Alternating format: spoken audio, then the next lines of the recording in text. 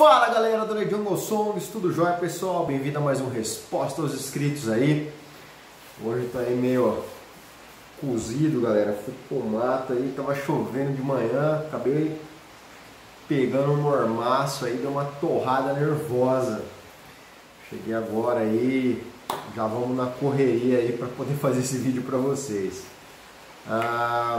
Hoje nós vamos conversar com o Vinícius Henrique, beleza Vinícius? Vamos lá. Cara, queria que você me desse uma ajuda. Adquiri um picharro, porém tem muita fibra. Cantava com outro, mas só tenho ele. Queria saber o que posso fazer para ele manter a ordem. Obrigado. Tá. É o seguinte, Vinícius. A maioria dos trinca-ferros, tá? Eles não costumam ir bem sozinhos. Alguns trinca-ferros, na sua maioria, tá? Não gostam de, assim, até cantam bem sozinhos, tá? Mas eles precisam de outro, às vezes para puxar na casa, devido a mesmo esse instinto territorial. A primeira coisa, você não precisa de fazer nada, você tira esse trinca e observa o comportamento do seu trinca. Se ele vai continuar cantando bem, tá bom? É normal o trinca-ferro cantar, por exemplo, de manhã, parar, depois ele começar a cantar aí a partir da meio-dia, canta até umas 2, aí para, volta às 4, depois canta até umas 6 da tarde. Isso é totalmente normal no trinca-ferro, tá bom? Então observa se o seu trinca-ferro vai cair muito o rendimento. Se passar alguns dias e ele parar de cantar, tipo cantar só de manhã, ou ficar só marchando, ficar frio, etc., o que você vai ter que fazer? Você vai ter que passar um vídeo de trinca-ferro cantando, tá? Principalmente vídeos de trinca-ferro disputando às vezes no mato, beleza? Esses tipos de vídeo, como o trinca-ferro acaba dando aquelas pistadas, etc., isso instiga o seu trinca-ferro. Se ele for um pássaro de fibra, um pássaro que gosta aí de estar disputando o canto, isso vai instigar ele. E você também pode colocar um canto normal de trinca-ferro, um vídeo normal de trinca-ferro aí para ele escutar, entendeu? Você põe cada dia aí um pouco, tá? Para ele escutar um trinca-ferro diferente, etc. Isso daí já é suficiente para manter a fibra dele, tá? Para manter ele cantando bem.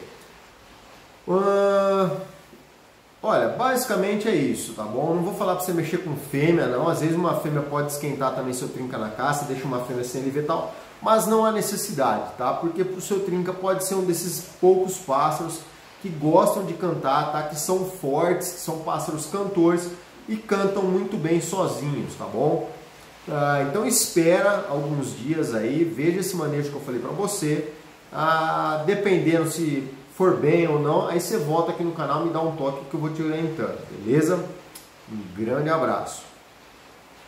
O Enéas Caetano, beleza, Enéas? Vamos lá. Boa noite, Alexandre. Paz do senhor Enéas. Rapaz, eu não tinha visto esse vídeo ainda não. Um dos meus ticos tem esse comportamento, é o que canta mais bonito. Ele, quando eu pego na gaiola, ele fica piando e com o topete levantado. Ele canta bem, mas só escondido. Ale, só que já tem 2 anos que eu tenho ele. Eu sabia que tinha alguma coisa, mas não achava que ele estava corrido. Tem um manejo para mim acabar com o comportamento. Esse vídeo foi fundamental. Tudo que você falou são as características dele. É um passarinho de um canto lindo. Me desculpa por estender demais o assunto, obrigado amigo. Tá, normal Enéas, tá? Acontece, cara, sem problema nenhum. Cara, esse tico-tico seu, provavelmente ele é um tico-tico que ele vai bem com fêmea, tá? Ele é um tico-tico que muitas vezes ele não tem uma testosterona tão alta, tá? Então ele vai ter esse comportamento, às vezes ele fica meio chorão, meio instável. O que é interessante? Você arrumar uma fêmea para esse tico-tico, casar ele com uma fêmea, tá bom? Você casa ele um ano com a fêmea, deixa ele fazer a muda de pena toda com a fêmea, certinho, voltar a cantar com a fêmea, cantar uma temporada toda ali com a fêmea. Depois, quando ele esfriar, quando eles entrarem em muda de pena, na próxima muda, você tira a fêmea dele, tá? Tira a fêmea da vista dele, tira tudo, e aí você deixa ele vir seco, sem a fêmea, e observa o comportamento dele. Se ele vier cantando bem, normal e firmar, show de bola. O seu passarinho, ele só teve aí um tempo, ele não é um passarinho que ele depende 100% da fêmea e ele se recuperou. Agora, se na próxima vez que ele vier cantando, ele vier xoxão, tá? Dessa vez, depois de passar uma temporada toda casado com a fêmea, etc., aí esse pássaro seu é um pássaro dependente de fêmea. Às vezes é um pássaro que quando ele era pardo, ou muito novo, ele já foi casado com uma fêmea. E pássaros, muitas vezes, quando você casa ele muito jovem com a fêmea, eles ficam às vezes dependentes da fêmea para manter esse fogo, manter o instinto territorialista, tá bom? Exceto, logicamente, alguns pássaros que têm uma genética diferenciada, já é um pássaro agressivo de sangue, tá? Por causa de pai, de vô, etc. Aí às vezes ele pode manifestar, mas na sua maioria, se você casa o pássaro muito cedo, você acaba deixando ele dependente de fêmea para manter a estabilidade, tá bom? Então basicamente é isso que você tem que fazer com esse tico-tico seu aí, fechou? Ou levar ele no mato, ver se ele é um pássaro às vezes que gosta de cantar com o outro, se ele fica quente escutando o outro, tá? Porque às vezes tem pássaro também que ele é meio corrido, mas na hora que ele escuta os outros pássaros, isso fogueia ele, tá? E ajuda ele a também manter o fogo, porque às vezes o pássaro é corrido simplesmente para o ser humano, tá bom? Alguns pássaros criados no bico, dependendo de como foi a criação, podem apresentar esse comportamento também. Fechou? Um grande abraço. O Léo Felipe, beleza, Léo? Vamos lá. Por que tem trinca que canta só de manhã na gaiola? Tá, porque a maioria desses trincas que cantam só de manhã são trincas que muitas vezes não gostam de cantar sozinhos, tá? É o caso que eu comentei aqui na primeira pergunta do nosso amigo falando do trinca-ferro. Alguns trinca-ferros, eles gostam de cantar com outros na casa. Então se você deixa ele sozinho muito tempo, ele acaba ficando meio preguiçoso, tá? E acaba às vezes ou cantando de manhã, canta um pouquinho à tardezinha, antes de anoitecer, etc. Mas ele fica um pássaro aí bem, não falo frio, porque ele é um pássaro que ele responde bem quando você já puxa ele de cara com o outro. Mas sozinho ele fica, vamos dizer assim, como que fosse pacato. Beleza? Um grande abraço. O Pedro Henrique Alves, beleza, Pedro? Vamos lá. Terramicina em pó pode fornecer para o pássaro para evitar doenças? Tá, não. Tá? Não se deve estar fornecendo antibióticos sem uma devida causa, tá? Você prejudica o seu pássaro. Não se faz preventivo a não ser que você tenha um laudo, um exame dizendo que esse pássaro tem alguma coisa. Esse negócio de fazer medicina preventiva, isso aí, cara, é coisa de leigo, tá? Isso é coisa de pessoa que não sabe o que está fazendo, tá bom? Então, não forneça isso, tá? Esse tipo de manejo, vou fornecer para evitar. Se o pássaro não está doente, se o pássaro não está com uma bactéria, tá? No caso que é sensível à terramicina, para ser tratado, não existe preventivo disso. Existe uma coisa que se chama a resistência bacteriana. É isso que você vai promover. Você vai estar fornecendo antibiótico sem a causa, às vezes numa subdosagem, tá? E aí você vai fortalecer as bactérias. Quando seu pássaro apresentar uma patologia e você entrar com a terramicina, ela não faz mais efeito no seu pássaro. Beleza? Então esquece. Remédio não se dá para prevenção. Beleza? A não ser que você tenha dados, tá? Por exemplo, uma coccidiose, que você dá um coccidiostático. Por quê? Porque o seu pássaro já apresenta uma contagem de cocídios acima do normal.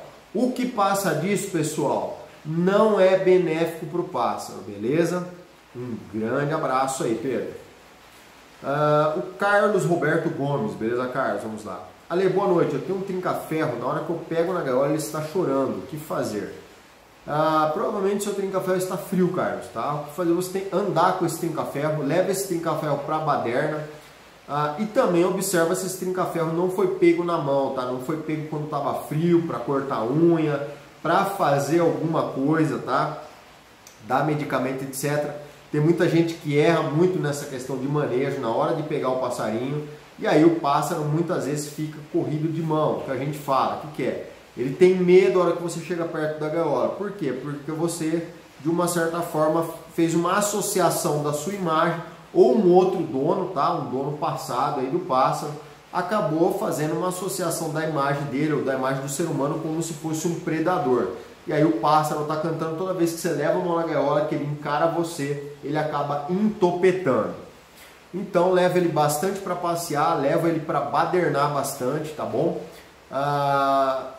E aí você observa o comportamento dele e vai me falando aí como que ele está se comportando a partir de umas 2, 3 semanas aí fazendo esse manejo que eu falei para você. Beleza? Um grande abraço aí.